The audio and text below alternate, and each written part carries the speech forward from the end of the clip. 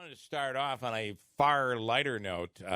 Isn't there a place in Deansboro where we could be holding Woodstock? I mean, there is. There is. Farms Absolutely. I'm just saying. MKJ Farms. There is. They should have scheduled it a little bit earlier. They Jack should've. would have accommodated them. I know. They're probably booked up. All the weddings going on. In the studio is District Attorney Scott McNamara. Obviously, yet another gruesome crime with just when you think you could never make stuff up, this guy is posting, according to police, posting photos as they are standing there telling him to put down the knife. It's unbelievable. It's as you said, it's every time you think you can't get any crazier, it does. So Yeah. it's been a crazy year. All right. So yesterday you did make an official charge. Yes, he was charged with murder in the second degree yesterday. He was arraigned. He's still in the hospital. At this point, he's being guarded by the sheriff's department. And my understanding is that in the next few days, we would anticipate him being released, and then he'd be taken to the county jail. All right. You arraign him right in the hospital room there? Yes. Andrew? Now, getting into the charge of murder, too. Now, one of the things that we are still, I think everybody's trying to wrap their head around the whole thing, but the issue of, so correct me if I'm wrong, the difference between 2 and 1 is there the level of premeditation? Is that correct? No, that's absolutely not correct. As a matter of fact, one of my Facebook friends, I was trying to get her back on the right path last night. Murder in the second degree in New York State is basically your typical intentional murder. That's what it is. To become a murder in the first degree, you have to have one of 13 aggravating factors. There's 13 different factors. One of them is that the victim's a police officer in the course of his or her duty, corrections officer, a judge. But there is no aggravating factor about premeditation. Okay. That's absolutely incorrect. Okay. That's kind of got spread around, and there's some talk about that. But one of the factors is not that it was premeditated. One of the factors is torture. But the problem with torture is that the torture has to be separate and distinct from the homicidal act itself. So, like say for example, if somebody had kidnapped somebody and it was tied them down and was burning them or branding them, that would fit the torture. But in this case, at this point in time, we don't see any one of those aggravating factors. Let's say, for example, if you have somebody that was raped and then killed, you could have that would fit one of the aggravating factors, but we don't have that in this situation. I mean, it appears that these two had a relationship. As I heard Brian on earlier, that there was a significant, a months relationship. Yeah. That's another rumor that's kind of going out that he was a stalker. Yeah, we don't believe that to be true at all. Everybody seems to be. Have you spoken with any family members? I have not spoken to any family members. I know one of the family members, the grandfather, I wouldn't say real well, but fairly well. So I know who he is. Of Bianca. And Bianca, yeah. And I was trying to tell you that before the break, and Scott mentioned it to me. And actually, the Ride for Missing Children has put out a statement. She was the granddaughter of Frank Williams. Right. Who was one of the original team members for Team Sarah. Right. And when I did the Ride for Missing Children, I did it, I can't remember now, I think 5 times. He was one of the main people. I think he's got out of it a little bit now. But, so that's, it's sad. He's a very nice man, and I wouldn't wish this on anybody, and somebody especially like him. 17 years old, and we both have daughters. Yes. It just hits home. It would hit home no matter the gender, but it just hits home. This is a disturbing one, obviously because he posted the picture, and then obviously, and then the picture was spread throughout, I don't know what you call it, the dark web or whatever. I mean, obviously we were able to get our hands on it through the internet. Yeah. Obviously we were, the police are able to get that stuff through forensics on other ways, but, that picture is somewhat disturbing that got posted, so. Very disturbing. So how do you proceed from here? Obviously, at some point, he's going to be able to talk, but maybe not because now his attorneys are involved. How do we? Let's talk procedurally a little bit. Sure. Once you're arraigned, your right to counsel attaches, so we can no longer speak to him. So any conversation that would take place would have to be through an attorney, and I can't imagine any attorney would let them talk to us. What we've been doing, and Brian kind of alluded to it, we've executed search warrants already in this case. Obviously vehicles, phones, his residence. At this point, we're applying for. Typically, what we do is we have to go to a county court judge and explain why we need a subpoena. So we're asking for subpoenas for certain things. One of the things, and Brian kind of was alluding to it, we're trying to figure out what the sequence of events from the concert to the road off Culver Avenue. We're not sure if that was the direct route or if it was a route that went to Syracuse and then back.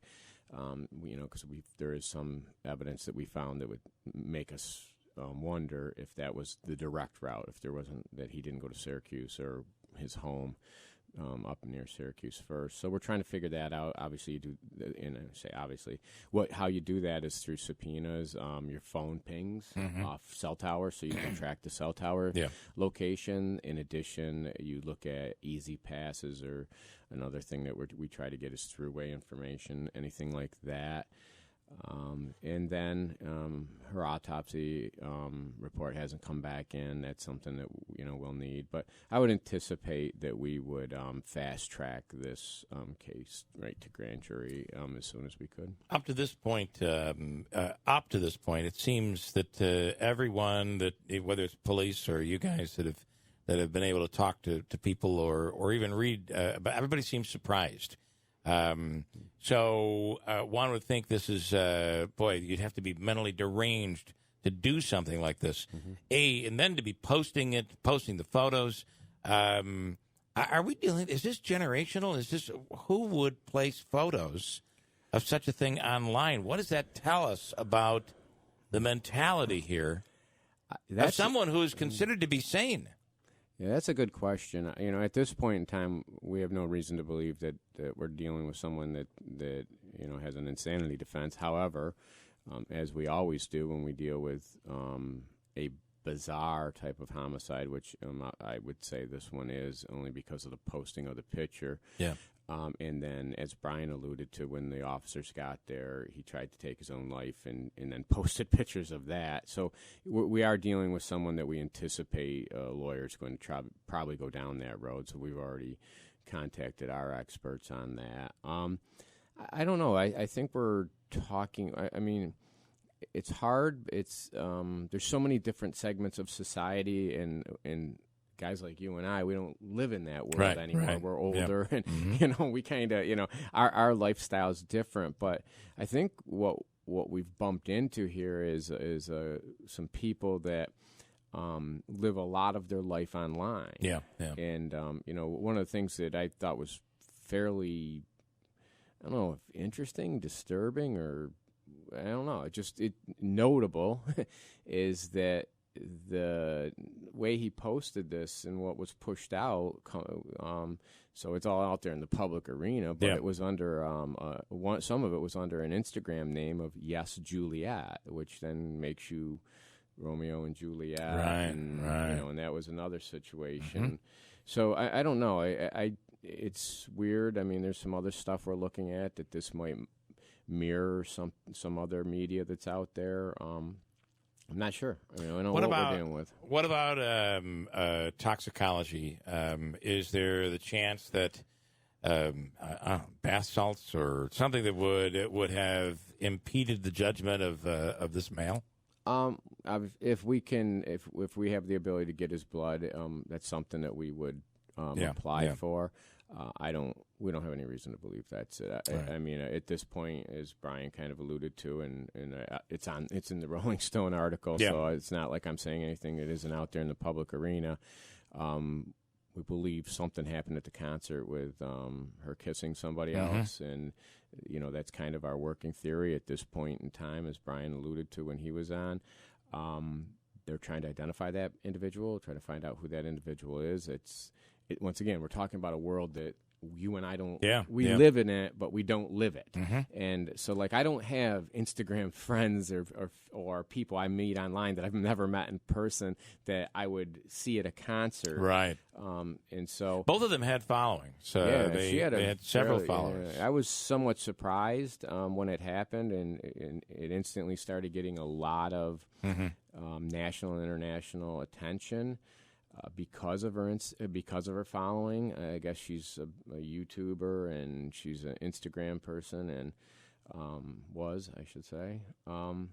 So it's going to be an interesting case to say the least. I mean, there's evidence I can't talk about, but I think it's the police are doing a phenomenal job at collecting everything. And with that said, to the reaction, the response on Boilermakers Sunday, when everything else is going on, you've got 14,000 runners taking off.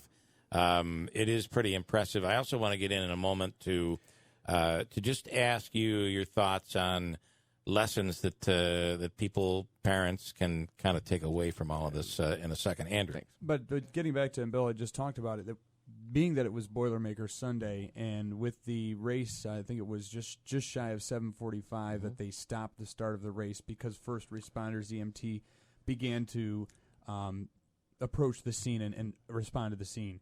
Do you have a timeline yet, Bill, of when the murder occurred and when the attempted suicide occurred in relation to when first responders arrived? We're working on that. I mean, based upon certain evidence and telephone calls and things of that nature, we're putting together a timeline. You know when the first photo, her photo of what looks like is a murder, when that was posted? I'm not sure when that was initially posted off the top of my head. I mean, there's other evidence that we have. Obviously, we have evidence that we can't talk about, and we've seized everything we possibly can. So there's stuff that we have available to us that will help us put together that timeline. I mean, we believe that the homicide took place, in close proximity to the time that they responded within hours, I should say. I mean, it's hard to. Yeah. Right now, we're still trying to figure all that out. But there's 911 calls and interviewing people. The police have done a phenomenal job of talking to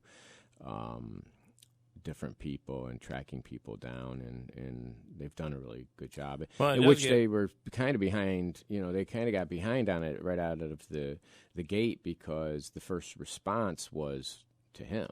And that's what they were dealing with. So as the race is being held up, I was watching the race on TV, and all of a sudden I'm like, why is the race delayed? So I started making some phone calls, and so they were dealing with him, and then they had to secure the scene, and then they had to wait for the race to clear out so that they could get their forensics in and that they could do the full workup. So, considering what they were dealing with, and the crowd and everything else, I think pretty impressive. It was an incredible job that the police did. Did he say anything at any point? Now, I can't talk about that, but eventually that information would come out, but I can't talk. And then finally, I just want to, I had never even, I know Instagram, but some of these other sites I've never even heard of. So, what's the takeaway here? And not to mention, the parents knew. We believe at this point the parents knew this kid and trusted this kid enough to say, "Yeah, you can travel with my daughter." So, what's the takeaway here for all of us? That's a tough one, and as you alluded to, having children, having a daughter. It's hard. You have to watch who your children hang out with. There's no doubt about that. And but at the same time, you want them to live their lives. It's a tough one. I think, as Brian alluded to when he was on, I mean, nobody saw this coming. Right. And this isn't one of the things where everyone's coming forward and saying, "Oh boy, we saw this." But I don't. I guess in hindsight, if I saw somebody dating my daughter that had an Instagram of Yes Juliet, that would make me wonder what that meant. I mean, you have to kind of think about why people give certain names to certain things and what that means. And, I would encourage parents to look at their children's social media, see who the people that are interacting and what names do they give themselves, and what are some of the what photos. Are, what some are of they the photos, posting? You know, because I mean, obviously you don't know what's lurking in somebody's mind all the time, but sometimes, based upon what people push out, you can kind of tell where they're at. Yeah. Problem is, it's like everything else. You know, the person that finally snaps, you never suspected it. And there are a lot of people that have a dark sense of humor out there, and all of a sudden we'll be accusing people that are. It's really a difficult chore, but knowing where they are posting, even at the age of 17, even through I college, would say is the other important. thing too to look at is, and I encourage, and this goes across the board for anybody, regardless of age, you're in a relationship that the person is very possessive and very easily offended by what people do, and becomes hurt by interacting with other people. Those are red flags for any relationship. That highly controlling and quick to temper when somebody interacts with somebody else. Those are the warning signs when you're talking about domestic violence. And I encourage everyone to pay attention to that. How does somebody react, and do they try to isolate them from family? Do they try to isolate them from friends because they're so jealous they can't deal with that person interacting with other people? And that is very dangerous because that type of relationship never ends well. District Attorney Scott McNamara, thank you. Thanks for having me. Appreciate it. Again, on some very bad terms. This one is really horrific. Got a break here.